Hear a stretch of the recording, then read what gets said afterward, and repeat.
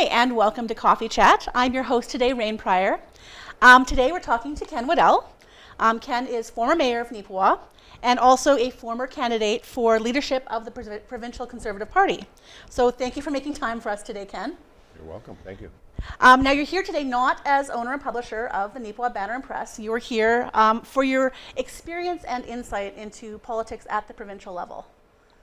Okay, I'll do my best. You'll do your best. So do you want to talk a little bit about your experience on that level? Well, I've been involved in provincial politics as far as back as I can remember as 1983. I've been in 2 or 3, 4 nomination races, run in a provincial election, in a federal nomination race, and I've worked on several elections. I've attended actually the first Progressive Conservative Party of Manitoba leadership convention I attended was, I think, in 1969. Oh, wow, okay. When Walter Weir of Manitoba became the leader of the party after the retirement of Mr. Duff Roblin. That was in my university days. That was my first experience with a leadership convention. I've been to several since, not only Conservative Party of Manitoba, but Alliance Party federally, Conservative Party of Canada. I've attended in my role as a journalist to other leadership conventions, including the second last NDP leadership race provincially. So I've seen quite a few of them. Okay. Now, this past Tuesday, which was August the 10th, Brian Pallister held a press conference where he announced that he would not be seeking re-election. He didn't come outright and say that he was resigning, but he did indicate there will be a leadership race in the near future. So, I mean, can we assume this is a resignation? Well, yeah, it will be to be determined time, and I think there's a lot of confusion around that. Some of the media really got it mixed up, and they said he resigned, and somebody even asked, who's going to be premier now? And well, Brian Pallister is going to be the premier until there is a new leader elected, and if the leader who is elected to the PC Party of Manitoba does not have a seat in the House, that is, if they're not a sitting MLA, they will have to wait to become premier until that's my understanding, until they do get a seat in the House. And there would be, when a new leader is elected, likely that would be the point, obviously, where Mr. Pallister would resign, and he might do that ahead of time as leader. And he could stay on as MLA if he so chooses. He could stay on and be the MLA for Fort White? Fort White, thank you, in the southwest part of Winnipeg. And he could stay on there until the next election. But the definite thing he said, he will not run in the next election. That doesn't mean he won't be MLA until the next election. And he will be leader until a new leader is sworn in. And there will have to be an interim premier or acting premier until the new leader gets a seat in the House if they aren't already a sitting MLA. Okay, so just to make sure I'm clear on this, so anyone in the party can run for the leadership whether or not they are holding a seat right now? That is correct. Okay. Yeah. And it's very clear from what the president of the party is a man by the name of Tom Weeb, who's actually, his brother lives at Eaton, Tim. Okay. So there's connection Yeah. there. I think he's from Morden, and he has said that it will be according to the current rules of the party, which are one member, one vote. And so it'll be a mail-in ballot of some sort. Mail-in, electronic, whatever. They can even do it by phone. I've seen it done that way years ago. It was done by a phone-in ballot as well. Any sense of when this might take place? Well, I think it'll probably be early in the new year. I'm guessing it would be February. I don't think it'll be before year end. I'm pretty sure that Premier Pallister wants to stay on as premier until after the Federation of Premiers meeting. That's not quite the word. It's Federation of, I think it's Federation of some, but it's the Premiers meeting together. I think he's the chairman of that committee now. I think he'll want to chair that meeting. So he may be asking them to kind of hold off on that. And they may not have to be asked anyway because it takes a while. It costs a lot of money to run a leadership campaign. They have to raise money, sell memberships, get people signed up to vote in the mail-in ballot or to attend the convention. Right. And there's been some speculation for quite some time that this may have been coming. Yes. It was preceded by the Eileen Clark, who is our local MLA for Right. Agassiz, stepping down as Minister for Indigenous and Northern Affairs. Right. How much impact do you think that specific resignation had on his decision? It's hard to say. I would think it would have an impact. He and Ms. Clark were well known to each other. Mr. Pallister, I believe, started his teaching career in Gladstone, and he knew Eileen. They knew each other a long time ago, like 40, 45 years ago, probably. And they do have a lot of respect for one another. And so I think that probably was a factor. There are other factors. As Mr. Pallister said, he's been in public office pretty much continually since 1992, which is 29 years, and both as a MP and then as an MLA, and then as Premier. I know that he has, I think I know his age. He's younger than I am, but some days everybody seems like everybody's younger than me. But he has, I think he's past, sort of official retirement age. I think he's past 65. He has two daughters. They have two daughters, he and his wife, and everybody knows about his retirement home, vacation home in Puerto Rico or Costa Rica or whatever. Costa Rica. Yeah. So I think that he just felt that it was time to go. But there certainly was, he ruled the party with a very firm hand. And but I think people need to examine the history of that. The Gary Filmon in the 90s, who lost the 99 election, ran the party with a very firm hand. I know that. I mean, I know Gary Filmon quite well, and I know people who worked with him, and I know his wife, the lieutenant governor, quite well. He ruled with a firm hand. Subsequent leaders did not. They simply did not, and they lost control of the party. When you're dealing with a group of politicians, one experienced politician said to me one time, you've got a whole room full of egos in there, and if a politician doesn't have a certain amount of self-confidence and ego, they probably shouldn't be in the business. But sometimes it gets a little out of control, and a leader has to kind of firm it up. And Filmon did. I won't name names of the leaders in between, but everybody, or most people, if they want to look it up, they can certainly look it up. I know from dealing with them personally, very closely personally, they did not. And when Mr. Pallister took over, he took, I won't say they were a ragtag bunch, but they were not organized. And he made them into an organized party. He got the constituency associations better organized. He attracted good candidates, or the party attracted good candidates, and they won, a couple of majority elections. So I think that he probably could have let his foot off the throttle a little bit, but he's a sports guy. He's a curler, he's a basketball player, he's a professional fastball pitcher, or was. He probably doesn't know how to throttle back as much as maybe he should have. Probably used to that structure of there is one coach and they make decisions. That's right. And the thing is, when you do that, as you start to age a little, you have to make room for other people's opinions. And it's apparent from what I have heard and what people like Mrs. Clark have said publicly, that there was times when they felt their opinions weren't being listened to. Now, there's a secret behind that. I think that it's partly some of the handlers, because they start to think that they're the premier. And if anybody needs a firm hand on them, it's the handlers. They tend to think that they're in charge, and they have to be strong personalities too, but they aren't elected. Correct. It isn't their job on the line so much, except the premier can hire or fire, and they do. But sometimes they need to back off a little too and be a little more inclusive. And I think that the party has learned a lesson. It certainly learned a lesson that the NDP learned under Gary Dewar and then later under Greg Selinger, is that you need to listen to your grassroots. Right. You need to listen to the grassroots.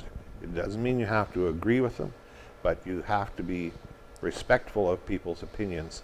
Otherwise, they turn against you. Yeah.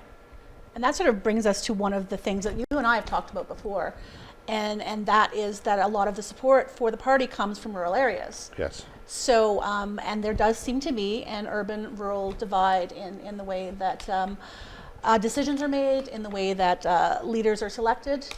What are your thoughts on that, I guess? Well, it's interesting because there are, I think at the lowest ebb, the party had about 18 or 19 seats. This is post Gary Filmon days. And certainly probably 12 or 14 of them were rural. And although it seems every 5 to 10 years we lose one more rural seat as the city grows and the rural population shrinks. Right. But that was what happened there. And even the rural MLAs and a lot of the rural volunteers, board members, constituency board members were hell-bent that they had to have a leader from Winnipeg. And Filmon was from Winnipeg, then Stu Murray was from Winnipeg, Hugh McFadden was from Winnipeg, and Pallister kind of bridged that gap because he had strong Portage roots, and although he did move to Winnipeg and has a Winnipeg constituency. But I think everybody wrongly bows to the altar of urban life, and it shouldn't matter whether you're from Churchill or Boissevain or Winnipeg or Brandon to be the premier of the province or leader of the party. It shouldn't matter. But they make it something that does matter. And generally speaking, the media has a role to play in this, the mainstream media. They tend to, and I experience this personally, they tend to fluff off or blow off people from rural areas. You know, what do they know? They're from wherever. Right. Because you have been through the process of being a candidate for the leadership. So you've sort of seen firsthand the way that rural candidates are perhaps viewed by the media and maybe by their fellow candidates. Yeah. As I mentioned to you in an earlier conversation there, when in 2006 when I ran for the leadership of the PC Party of Manitoba, the write-ups would traditionally be, you know, Hugh McFadden's done this, and this, and he's a businessman from Winnipeg, whatever. And Ron Schuler, who was an MLA and still is, and a cabinet minister, he ran, and it was a write-up about Ron Schuler. And usually the story would end with, and Ken Waddell, Neepawa businessman, is also running. Right. Well, I resented that. I mean, I laughed at it too, but I resented that because whether it was me or anybody else, I think they would have written off anybody from rural Manitoba as if, well, they don't really know how things run, you know. Like, I mean, we in the city, we know how things run. Well, they do to a certain extent, but they don't. They know how a city runs. They know how a city runs, and they may have, you know, maybe their grandpa was on the farm or something at one time, but they don't know agriculture generally. They don't know agriculture. They don't know rural development, and I mean, there's a great equalization out there, maybe more so than there was 50 or 75 years ago. You know, when you have people in rural areas who are completely savvy, internet, you know, emails, social media, manufacturing, food production. You know, that we here in Neepawa, we've got one of the largest food production companies in Canada here, albeit a little smaller than the equivalent company in Brandon, but I mean, it's a very large company. Right now it is. I don't know for how much longer. Yeah, international company. And the people here in Neepawa know how to run it. Absolutely, You know? And so I think that there is that urban-rural divide or urban-rural myth, and it's very unfortunate. The chances of getting a rural leader of any party is very, very slim because of that built-in bias. And there have been leaders from rural areas before. You mentioned, I think, one yourself from Manitoba. Walter Weir, yes. Yeah. Yes. So you think that things have changed enough that in today's climate it would be almost impossible for a rural leader to rise up in one of the parties? Well, you have a little bit of the similar thing on the federal front. A leader has to be from Quebec or Ontario is the general wisdom, and it shouldn't matter. Like, I mean, agree with them or disagree with them, and Andrew Scheer was a good person. I'm not saying he did a good job or didn't do a good job as leader of the federal party. He was from Saskatchewan. Aaron O'Toole is from Ontario. Justin Trudeau is from Montreal. But unless you're from Montreal or Southern Ontario, the 905 belt, as they say, they don't think that you can win. Well, there's no logic to that. Yeah. There's no logic to that. But the more people say it, I think the more other people buy into it. Yes. And we need to reject that idea that... Yeah, ideally, like, I would love to see a woman Inuit leader become Prime Minister of Canada. I would love to see that. Yeah. And I'm sure there are very capable Inuit women leaders out there who could do just as good a job as absolutely what's going on now. And have never had the opportunity to step up and do it. Yeah. Because of this concentration of power in certain areas. Yeah. How do you think that, I mean, specifically within the provincial election, within the provincial government, how has that failed rural Manitobans, that concentration of power within the urban areas? It is dreadfully, regardless of the party, it has dreadfully failed rural Manitoba. A number of years ago, I can't remember the name now, but a former mayor of Toronto said that, that Toronto was the economic engine of Canada. And I wrote at that time, I wonder where he thinks the fuel comes from. Either whether it be food or oil. Yeah. It sure doesn't come from downtown. There's no oil and no wheat and no beef in downtown Toronto. Without rural Canada, Canada outside the urban centers, they would die within a week. They wouldn't have oil, they wouldn't have electricity, and they wouldn't have food. Yep. So, just how smart do you think you are right now? Is my question to these guys. We need each other. Rural area needs the markets for sure, but the urban centers need what we produce, and they don't ever seem to quite get that. I think there's just maybe a disrespect for the skill set that it takes to do these production activities. Oh, I mean, today people say, "Well, he's just a farmer." Give me a break. Try it. I invite you to come out here and try and run this equipment. Yeah. Without wrapping it around a hydro pole or crashing the computer in your tractor in 10 minutes. And yes, that is computer in the tractor. There's GPS in the tractors. There's drones running out there. There's all kinds of things. It's a tremendously complicated and industry that you have to have a lot of dedication to. Yeah. And people think you're just kind of running around in a tractor putting seeds in around, I guess. Yeah. I think that's if it's okay with you, the process, I think now for the party will be the executive and the board will decide on a time frame. They'll decide on the rules, which will likely be very, very similar to previous contest rules, although there has not been a contest in the PC Party of Manitoba since 2006.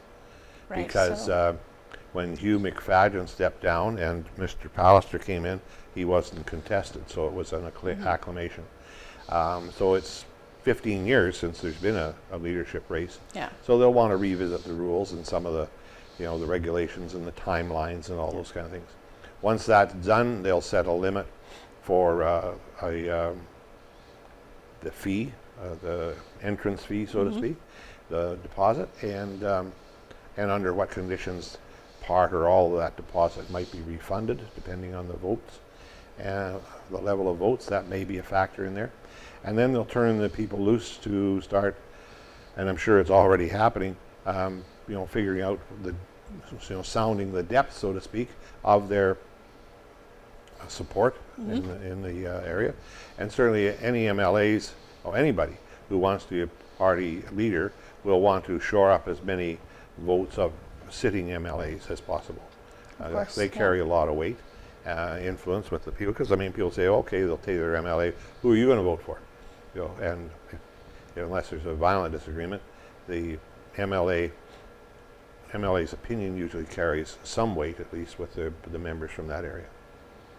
So that will be done, and then they'll decide whether it's going to be phone-in, mail-in, or electronic balloting, or a combination, probably along with a combination of a convention in a big hall somewhere, or convention center, or Keystone Center, or somewhere, Wherever we're allowed to do it at that point in time, I guess. Yeah, exactly. And also they will want to have that because you have to have that big gathering of people to have any kind of media buzz and get the boost in your ratings from having a convention. If you just have somebody sitting in a room read off results, I mean, who cares? Right. People want to get together and celebrate, and they want to hear speeches, and they want to, even if most of the votes are already in, they want to hear the speeches. They want to see how, and it's a test. I mean, can you stand up on the stage and actually articulate what you want to say? Part of the job. On the job, and I mean, I've been there, done that. I know what it's like. Do you think we're going to see a lot of candidates step up? I know a couple of people have already indicated they're not going to run. So yeah, including Eileen Clark, which yes. a lot of people talked to me about that and asked, what do you think? And I haven't spoken to Eileen directly since she resigned as minister, but she's said that she doesn't feel she will be running or she won't be running. I can't conjecture right now, at least not publicly. I have an idea that some of them I think are interested. I think there's 3 or 4 of the MLAs. It's also the opinion of some that it should be somebody outside of the caucus because, kind of a fresh start because, the whole bit of shadow that Pallister is left under, some are saying, well, they got to have a clean break here. And whether or not they were involved or not. They're under that umbrella. And so I think that there's a strong case to be made for someone coming in from outside. Probably should be somebody that has at least some, political experience, but not necessarily. And it's a matter of you have to be a good thinker and a good listener, know your history, and know the politics, and also be smart enough to know when to shut your mouth. And not all politicians know how to do that. And which is true across politics and probably across everything. Yes, yeah, for sure. So if I doubt very much it'll be before December. I think it'll probably be. I'm thinking, January's kind of a, don't try anything month because of the weather. So it might be February, could be even a little later. I think it probably depends on whether or not there is a federal election then. Yes, and I think that will certainly affect timing. Certainly should know that within a week or so. Yeah. And it looks like there's going to be, so that's going to really put a bit of a sideways track on things. But I'm thinking February, maybe March, and then come in. If it's an MLA who becomes leader, then they can go into the spring sitting of the House as premier and go straight forward from there. If it's not, well, there's going to have to be a by-election. All right. Well, thank you so much for sitting down with me today. Any last thoughts on this whole situation and process? Just that I think that people should take it seriously. You do have a say in who is the leader. And don't be complaining to me or anybody else 6 months from now if you haven't taken out a membership and decided who you're going to vote for. I shouldn't maybe say this, but some people wouldn't like me saying it, but you don't have to be a strong Conservative supporter to be a member. You can join the party and have a say in who you want as only join one party. Yeah, well, probably best. Just to be clear. Yeah, it should. But little quick story. Talking to my son a number of years ago. He didn't want to be involved in politics. He didn't want anything to do with politics. And he's still not big into it. But I says, do you have a house? Yeah. I said, it's on a certain street in Winnipeg. I knew the answer, of course. Yeah. I said, I couldn't remember the answer. I said, is there a sidewalk in front of the house? No. I said, where's the sidewalk? It's on the other side of the street. I said, somebody made a political decision 50 years ago that is affecting your life and your property values because you don't have a sidewalk in front of your house. Your neighbors across the street do. You don't. Yeah. Oh. So that's a political decision. Yeah. Politics affects real lives and everything that we go through. And, Pierre Trudeau wasn't my most favorite politician, but he was a good politician, but very effective, but I didn't agree with his policies. But anyway, he would say those, and it wasn't original to him, if you don't get involved with politics, you're destined or doomed to be governed by those who do. Absolutely. Another guy said, politics is decided by those who show up, whether it's at the convention, whether it's at the leadership race, or whether it's on election day. Show up, make your voice heard.